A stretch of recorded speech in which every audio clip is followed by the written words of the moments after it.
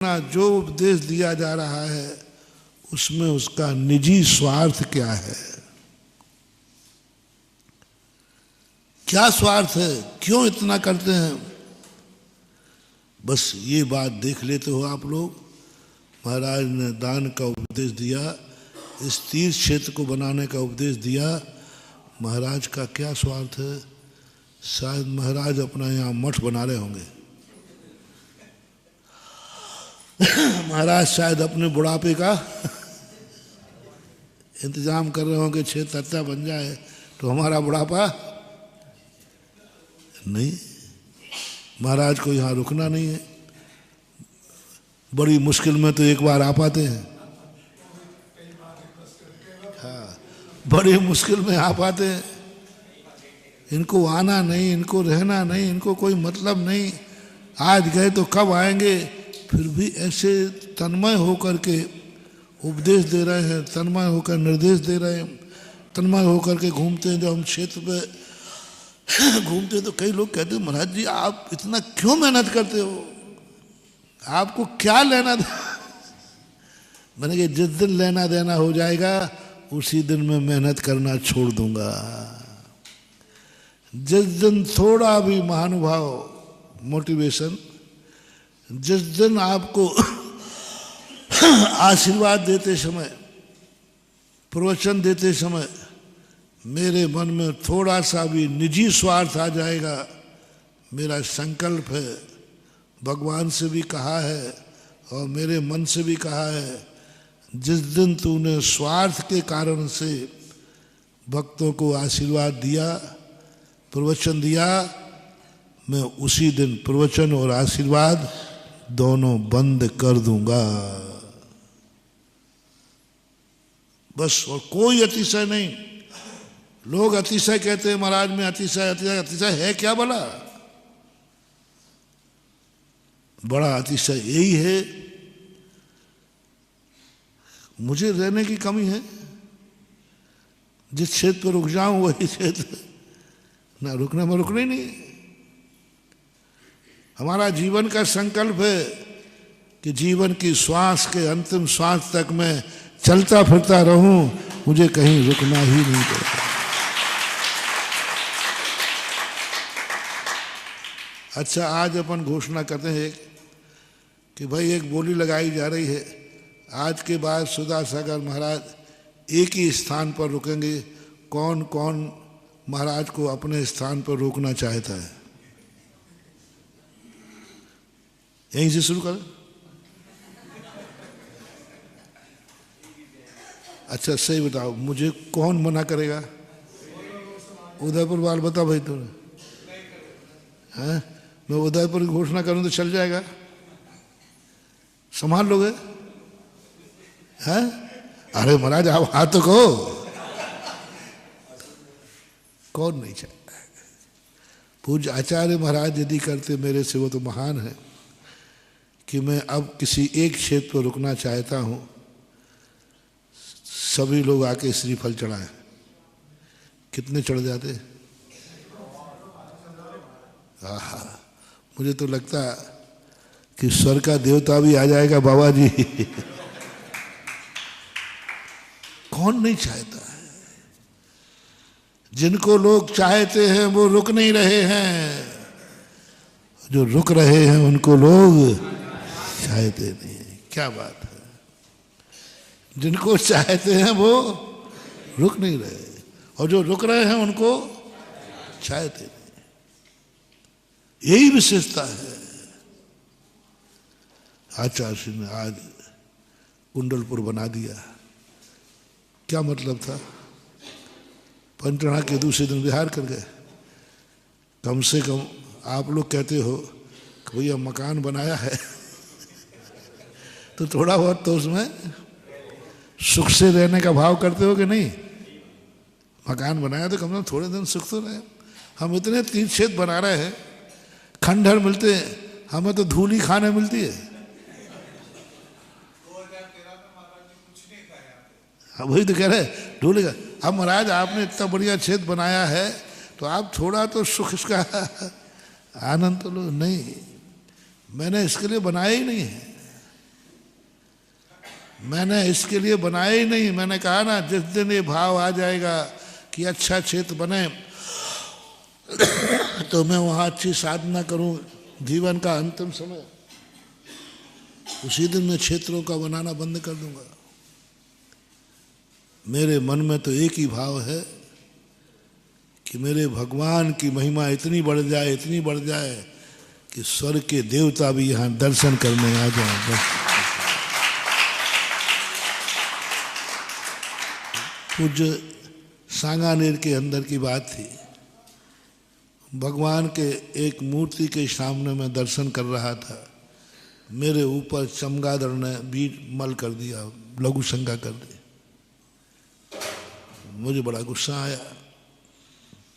मैंने उसे थोड़ी क्रोध की दृष्टि से देखा कि इतनी अकल नहीं है तुझे कि मैं महाराज के ऊपर लघु शंकर है? मैंने तेरा क्या बिगाड़ा? यथार्थ बात है, जिन भगवान के सामने मैं लघु नमोस्तु कर रहा था, पूरी मूर्तियों पर अभिषेक चमगादड़ें ही करती थी। मनुष्य ही नहीं, वहाँ 2 व्यक्ति थे। सैकड़ों मूर्तियां, सांगानेर बहुत मूर्तियां, उन्हीं से चमगादड़ों के अभिषेक, पूरे चमगादड़ों के मूत्र की धारे धारे थे पूरी। एक भी मूर्ति, चमगादड़ों का भंडार था वहाँ, लाखों चमगादड़। तो जैसे मैंने ऊपर की तरफ देखा तो भगवान कहते, क्या ऊपर को देख रहा है? तेरे ऊपर 2 बूंदें लघु शंकर कर रही तो आंखें लाल हो रही हैं। जिसको तू नमोस्तु कर रहा है उसकी हालत क्या है, इस पर देखा क्या? यथार्थ बात है, बिल्कुल एकदम जैसे कानों में किसी ने गूंज दिया हो। तेरे ऊपर 2 बूंदें गिर गई तो आंखें लाल कर रहा है। और जिसको तू नमोस्तु कर रहा है, तेरे बाप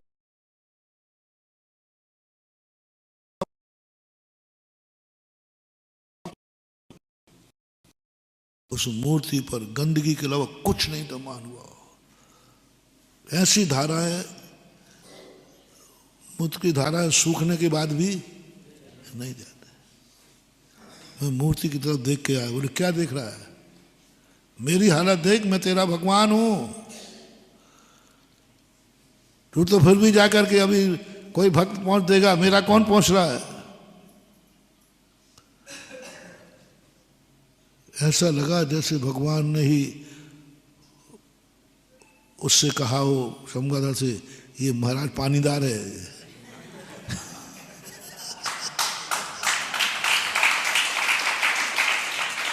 मुझे तो ऐसे ही लगा कि शायद चमगादड़ को भगवान की प्लानिंग रही होगी। बस मैंने उसी मूर्ति के सामने कहा कि भगवान, आज ये लघु शंका नहीं की है, आज मुझे चुनौती दी है इसने कि तुम तो क्या, मैं तो तुम्हारे भगवान से भी नहीं डरती हूं। मैं तो तुम्हारे ऊपर क्या, तुम्हारे भगवान पर भी करती हूं। क्या कर लिया तुमने? क्या कर लोगे तुम? तुम्हारे ऊपर कर लिया तो तुम क्या कर पाओगे? तुम्हारे भगवान के ऊपर कर दिया तो बोलो क्या कर पाए तुम? अरे वो 2-3 मिनट का संवाद जो मूर्ति के सामने हुआ, भली अंदर की आवाज कहो या भगवान की कहो, उसी दिन मैंने कमंडल, मात कमंडल कर रखने के लिए गया था, दर्शन करने गया था, मात यूं दर्शन करने। मैं राजस्थान की गर्मी से बहुत परेशान हो गया था।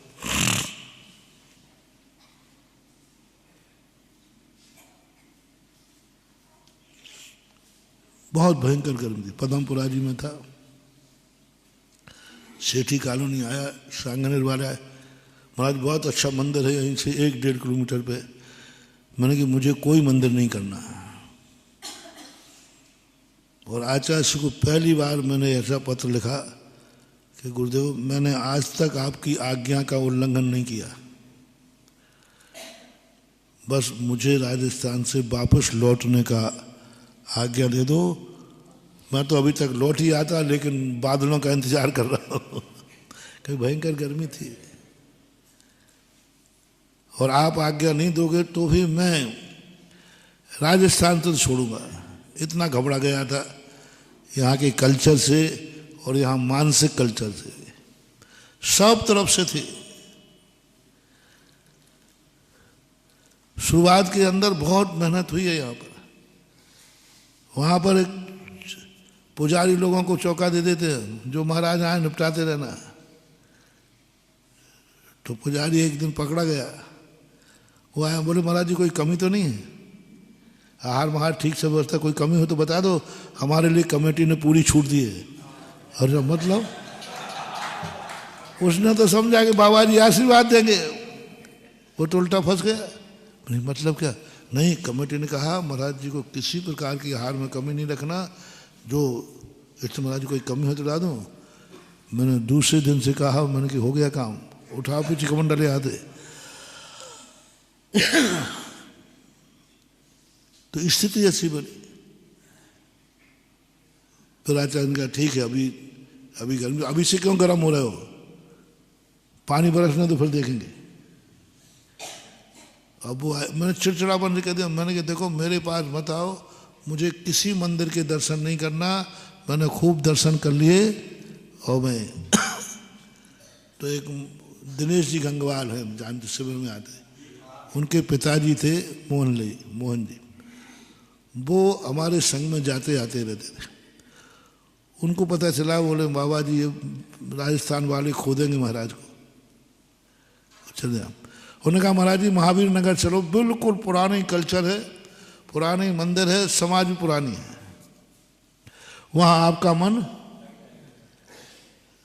महावीर नगर है पास में, वहाँ दुर्गापुरा, महावीर नगर तो नहीं, दुर्गापुरा है, वो पुराना है। तो हमने कहा ठीक चलते, उनकी बात पर विश्वास कर लिया।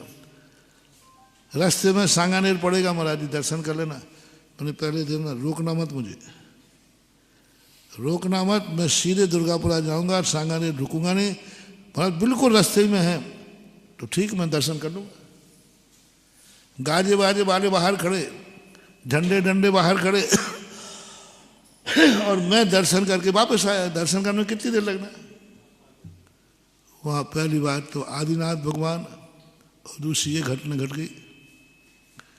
ये घटना घटते ही मैं तुरंत आदिनाथ भगवान के पास गया। बोले क्यों, क्या बात है, ऐसी बात है। तो आदिनाथ, तेरे को सोचना, मैं क्या करूं, तू जान चमगादड़ जाना, मैं क्या करूं, मैंने थोड़ी कह दिया गया। अरे मैंने की प्लानिंग सब आपकी है।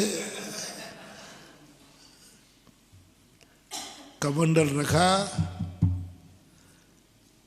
मैंने चुलकों से कहा, मैंने कि अपन यहीं रुकते हैं। 48 दिन के बाद कमंडल उठाया। फिर मात्र एक ही शर्त, एक एक मूर्ति के ऊपर, एक एक मूर्ति का मैं सफाई कराऊंगा। बस मुझे वेदना हुई जब 2 बूंद में, वो तो हमारे भगवान है, प्राण है, देवता है, उनकी हालत पूरी, एक एक मूर्ति, एक भी मूर्ति नहीं बचने दी। और जैसे मूर्तियों को साफ आया तो लोग कहते महाराज आप साफ करके जाओ, समगाल में फिर कर देंगे।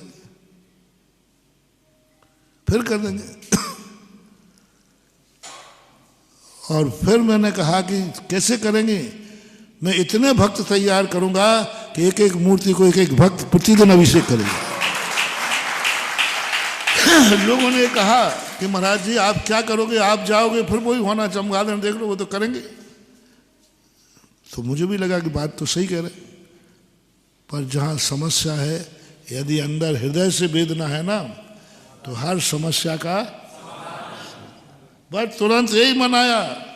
मैं बाबा जी से कहा, मैंने भगवान क्या करूं मैं, मेहनत सब बेकार, मेहनत बेकार। और बस जो फिर बीड़ा उठाया, 48 दिन उसी पे प्रोचन हुए। फिर मूर्तियां निकाली गई भूगर्भ से, मैं निकालने के मूड में था ही नहीं, मैंने हमें चाहिए ही नहीं है। फिर निकाली, आज तुम वहां जाके देख के आओ, मूर्तियां कम है कि भक्त कम है।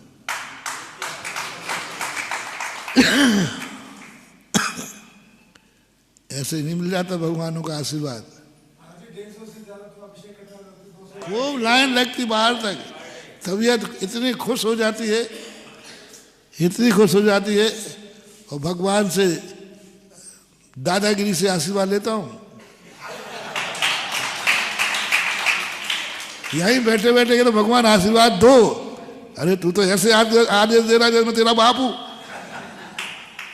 अरे नहीं प्रभु, आशीर्वाद का अधिकारी हूं, आपको ब्लैकमेल नहीं कर रहा हूं। आनंद की बात है, इतनी खुशी होती है भगवान। मैं और कुछ नहीं कर पाया, लेकिन कम से कम चमगादड़ों के अभिषेक से तो मैंने, बस यही खुशी मुझे होती है। इसी खुशी के बदले में आज जब भी आदिनाथ भगवान को याद करता हूं, एक मिनट में वो ऐसे सामने आ जाते हैं, तुरंत 1 मिनट भी नहीं लगाते, 1 मिनट में वो संकेत देते हैं कि ये कार्य तुझे करना है कि नहीं करना, तो भी दे देंगे। तो यहां मत फंस, चल। क्यों नहीं देंगे? बोलो भाई, क्यों नहीं देंगे? बोलो ना, क्यों नहीं देंगे? अच्छा अब तुम बताओ, वहां से मेरा स्वार्थ क्या था? ना जाना था, ना कोई, मतलब आके बिहार कर रहे थे उस समय, कोई था ही नहीं कि मैं राजस्थान में इतना, मैं तो यही सोच रहा था कि निकल जाएंगे और क्या। और आचार्य जी को सब मालूम था, क्योंकि जब तक पानी आएगा तब तक चतुर्मास की स्थापना हो जाएगी। हमारे आचार्य जी बहुत ऊंची किताब है, बहुत ऊंचा, हम लोगों को बहुत जम के खेलते हैं, मना नहीं करते। तो उसने जान लिया कि इसका पारा गर्म है, तभी तो ऐसा पत्र लिख रहा है। उन्होंने कहा ठीक ठीक, पानी बरसने का इंतजार कर रहे हो ना, पानी बरसने दो, बादल आने दो, फिर देख लेना है। हम खुश के अपन को मिल गया आदेश। अब यहाँ पानी तो जब मिलता है चतुर्मास बैठता है। पानी जब आया, जब मुश्किल से 4-5 दिन शेष रहे, अब 4-5 दिन में कहाँ जाओगे? तो आचार्य ने कहा कि तुम 4-5 दिन में कहाँ जाओ? बोले जाओ वहीं अच्छी तरह से चतुर्मास करो, जाओ।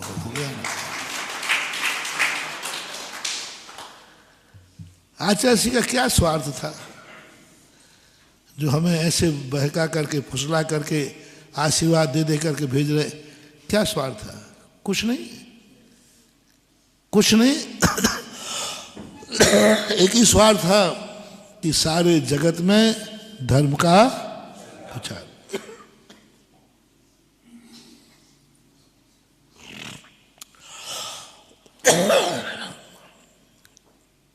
बस एक ही कारण है, मैंने अपने गुरुदेव को देखा, गुरुदेव की लोग बात क्यों मानते थे,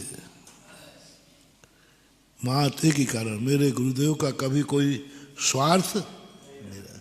बुंदेलखंड से उनका क्या स्वार्थ था? क्या स्वार्थ था? आज जगत को कुंडलपुर देगा, उनका क्या स्वार्थ था? आज इतने साधु हम लोगों को तैयार कर दिया, उनको क्या मिला? गुरु की बात कहूं, बोलो, मेरी तरफ से मैं बोल रहा हूं, मेरे गुरु ने मुझे क्या दिया? ये बताओ, क्या नहीं दिया? क्या? सब कुछ दिया। अरे सब कुछ दिया, दिया दिया दिया दिया नहीं, मुझे खुद दिया बना दिया। इतना दिया, इतना दिया, इतना दिया कि मुझे खुद दिया बना दिया। अब क्या देते इससे ज्यादा? और हम गुरु को क्या दे पाए? क्या दे पाए?